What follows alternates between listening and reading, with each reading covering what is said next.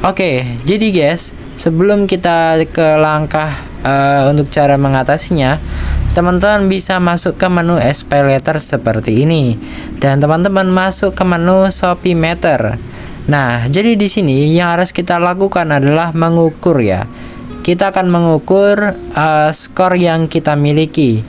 Jadi sebenarnya kenapa pihak Shopee menonaktifkan SPayLater atau pinjam kita itu biasanya karena skor kredit kita itu rendah atau tidak cukup gitu ya untuk menggunakan fitur itu. Maka dari itu kita dibatasi ya biar nggak bisa pakai itu ya, karena mungkin sebelumnya kita pernah meminjam tetapi telat membayar atau mungkin ada aktivitas yang mencurigakan.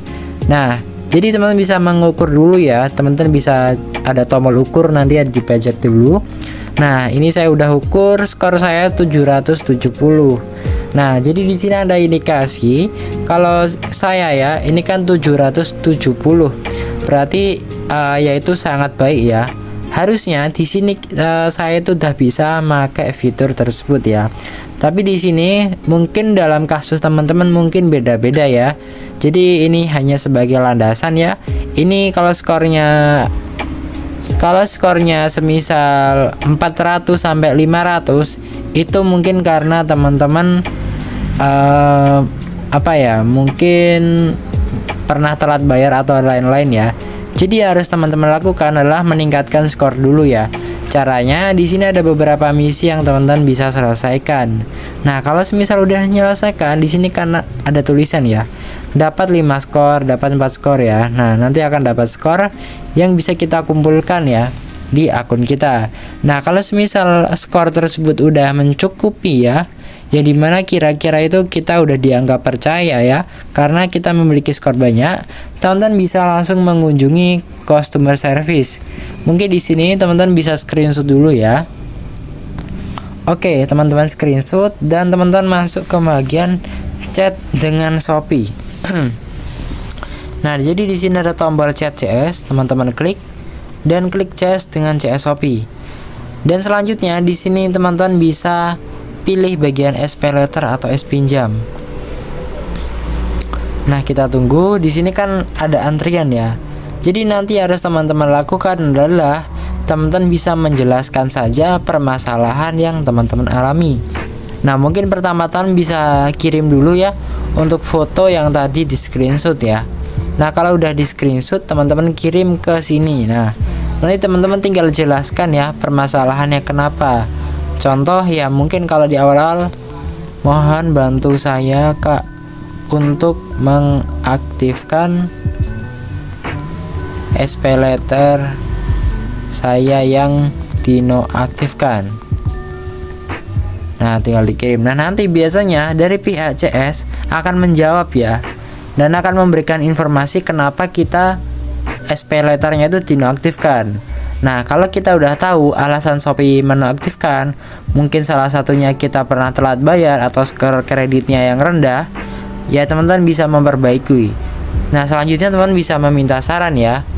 Kak, minta sarannya bagaimana cara agar SPayLater saya dapat digunakan kembali. Nah, teman bisa meminta bantuan seperti itu, dan nanti pihak Shopee akan memberikan beberapa tips ya. Ini karena mungkin antriannya lama, teman-teman bisa langsung chat sendiri nanti ya kalau udah nonton video ini. Nah, nanti akan diberikan beberapa cara atau tips ya. Entah itu nanti akan diproses oleh Shopee, akan dibuat laporan, atau mungkin kita diharuskan melakukan sesuatu. Teman-teman bisa ikuti aja petunjuk dari customer service ya. Nah, kalau semisal udah, teman-teman bisa coba cara itu ya, yang dimana kita udah dikasih tahu CS ya. Tapi biasanya dari pihak Shopee itu akan membuat laporan ya terkait masalah kita, dan nanti akan ditinjau oleh tim Shopee ya.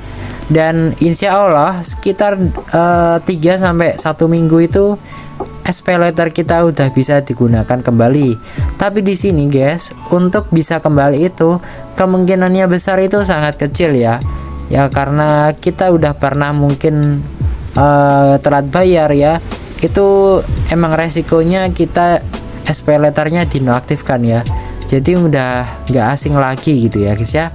Jadi buat teman-teman mungkin mengalami masalah seperti ini, kalau semisal benar-benar nggak bisa, mungkin solusi dari saya, teman-teman bisa mencoba menggunakan SPay letter lainnya atau menggunakan aplikasi pinjaman online ya. Bila teman-teman suka menggunakan pinjam, kan ada banyak ya. Yang penting udah diawasi OJK ya guys ya. Oke, mungkin itu beberapa tips dan cara untuk mengatasi SPay letter yang dinonaktifkan. Semoga video ini dapat membantu teman-teman yang mungkin masih kebingungan ya, gimana cara mengatasi SPay letter yang dinonaktifkan.